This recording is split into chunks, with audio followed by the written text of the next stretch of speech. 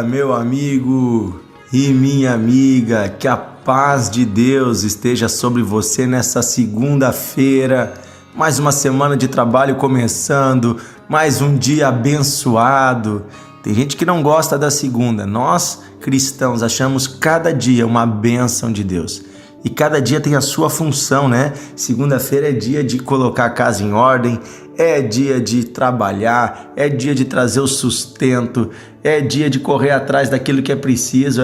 Isso é uma bênção, né?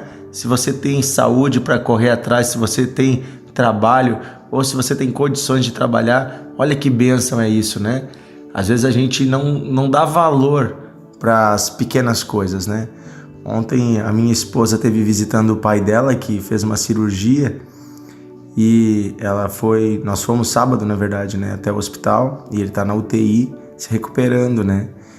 E ali nós vimos as pessoas ela viu, né, as pessoas em condições assim que não conseguem nesse momento caminhar, fazer nada sozinhos, né? Todos se recuperando de algo ou resistindo a algo. E a gente conversou um pouco em casa sobre isso, sobre como a vida ela é sensível, né? Como a vida, a gente às vezes não valoriza as pequenas coisas, o poder caminhar, andar, comer, né?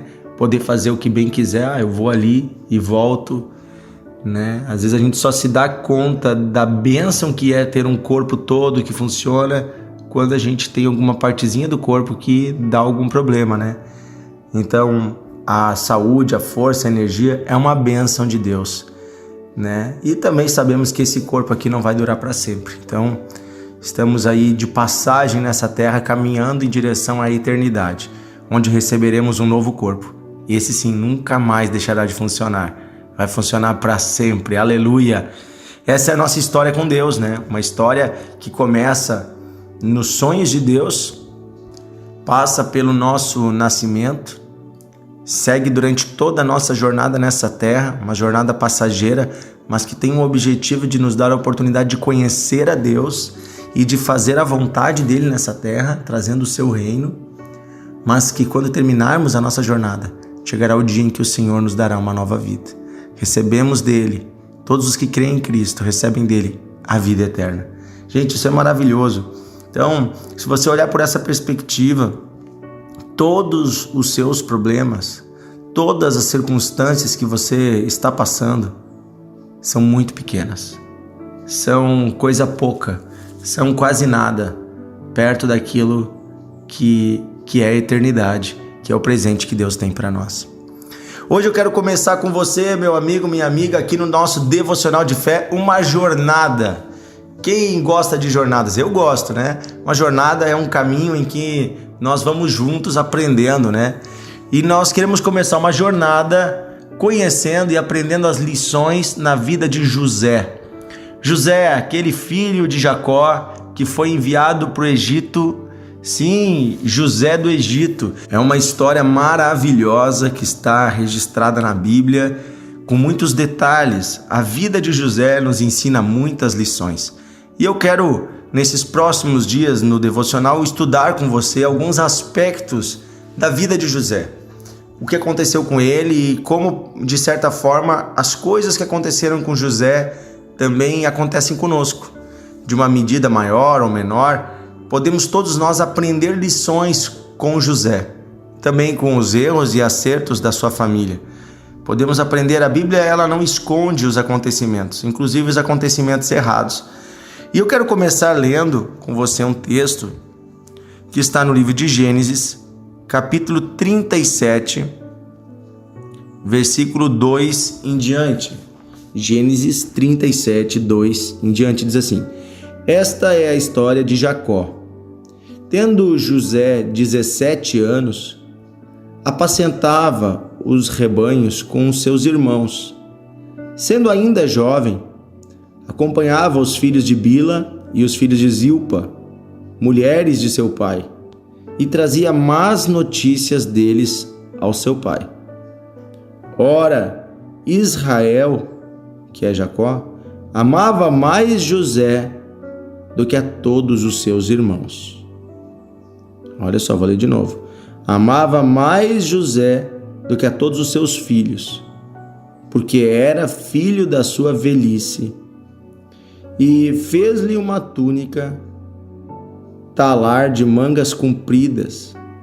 Vendo, pois, os seus irmãos, que o pai o amava mais do que a todos os filhos, odiaram-no e já não lhes podiam falar pacificamente.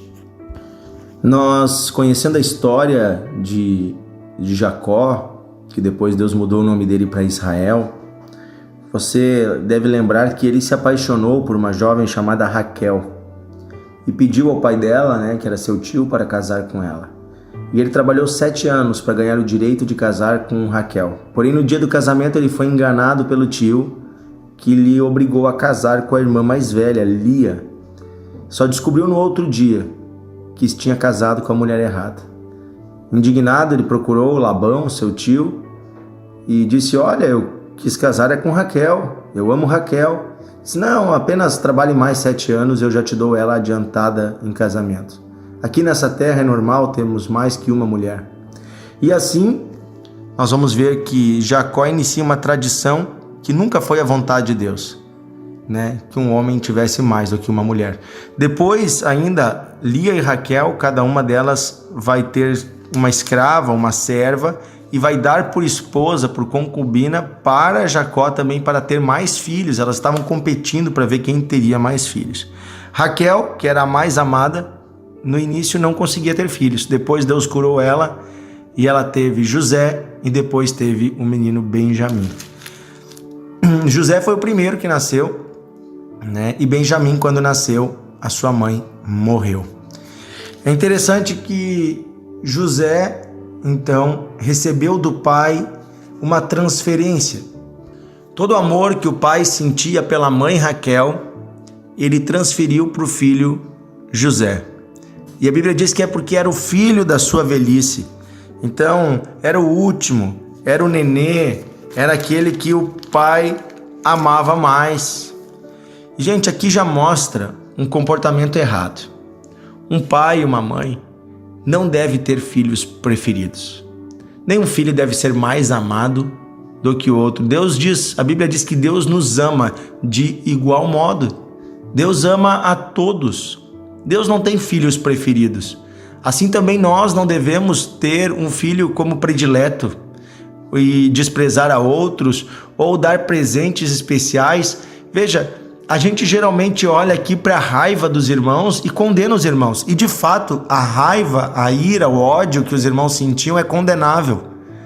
Mas devemos lembrar onde foi gerada essa ira. Ela não foi gerada pelo que José falou. Ela foi gerada pelo comportamento do pai com relação aos irmãos. Do pai com relação aos filhos.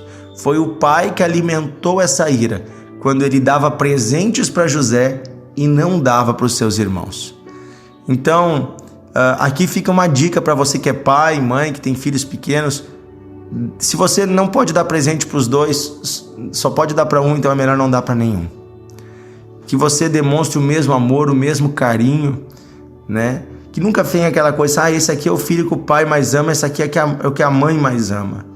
Não, todos são amados. Cada um é diferente, cada um tem suas peculiaridades. Alguns são mais desobedientes, outros são mais tratáveis, Quando quem tem mais que um filho sabe que nenhum filho é igual ao outro. Mas que você dispense o mesmo amor, o mesmo carinho, o mesmo cuidado para todos os seus filhos. Do contrário, você vai estar alimentando o ódio. Por outro lado, nós vemos aqui um comportamento dos irmãos muito inadequado, Eles odiaram o seu irmão e não podiam mais falar com ele pacificamente. Aqui nós vemos a carne humana, a carnalidade. Quando nós nos enchemos de ódio, nós não conseguimos mais nem olhar para aquela pessoa. Que coisa triste isso, Nós vemos isso também lá com Caim e Abel, os 2 primeiros filhos de Adão e Eva, onde o Caim planejou e executou a morte do seu irmão por se sentir menosprezado diante de Deus, por se sentir deixado de lado. Ele sentia ciúmes do seu irmão. Aqui também era o ciúme e o ódio, a ira, que alimentava tudo isso. No versículo 5 diz assim: teve José um sonho e o relatou aos seus irmãos. Por isso o odiaram ainda mais. Qual é o sonho que José teve? José teve 2 sonhos, né? Num sonho ele viu uma espiga, né, de um feixe de trigo, e esse feixe vinha para o meio e 11 feixes se curvavam diante dele. Seria José e os 11 irmãos se curvando diante dele. Depois também ele vê o sol, a lua, né, e as estrelas se curvando diante dele, que seria o pai, a mãe e os irmãos. Então ele conta aos irmãos, sabe? Quando alguém já não gosta da gente, quando a gente tem uma dificuldade de relacionamento, a gente não precisa ficar falando para os outros tudo que Deus falou com a gente. A gente não precisa ficar contando para todo mundo, sabe? Mas José tinha um coração puro. Ele, na inocência dele, foi lá e falou: gente, olha o sonho que eu tive. Mas aqui já fica uma lição para nós. Então, nós vamos ver o que acontece.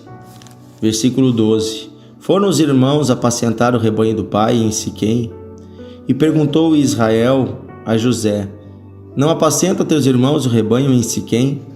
Vem, eu vou te enviar a eles. Respondeu José: eis-me aqui.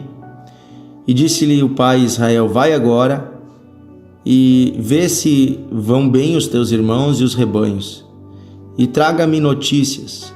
Então enviou do vale de Hebrom, e ele foi até Siquém.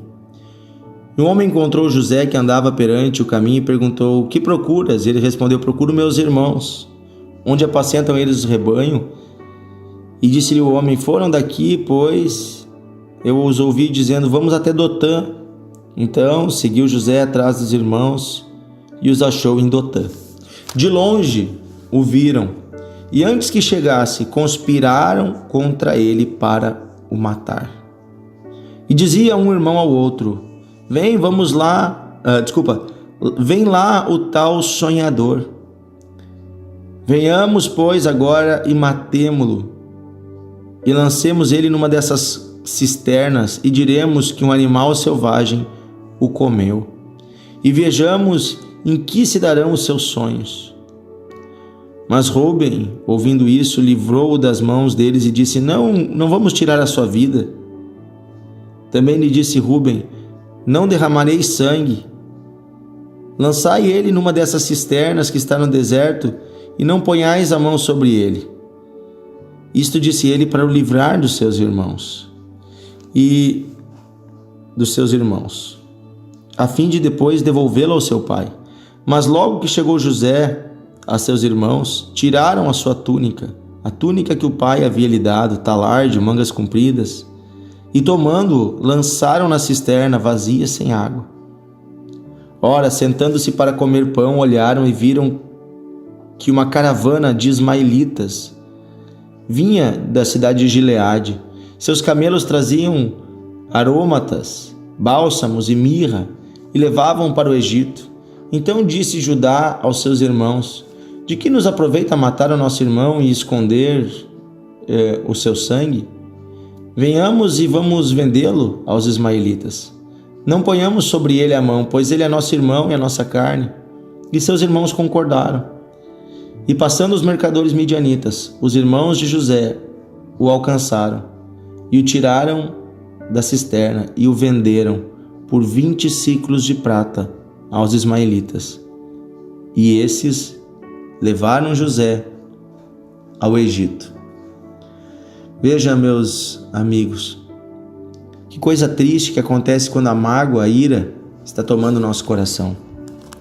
Nós somos capazes de vender como escravo um irmão nosso.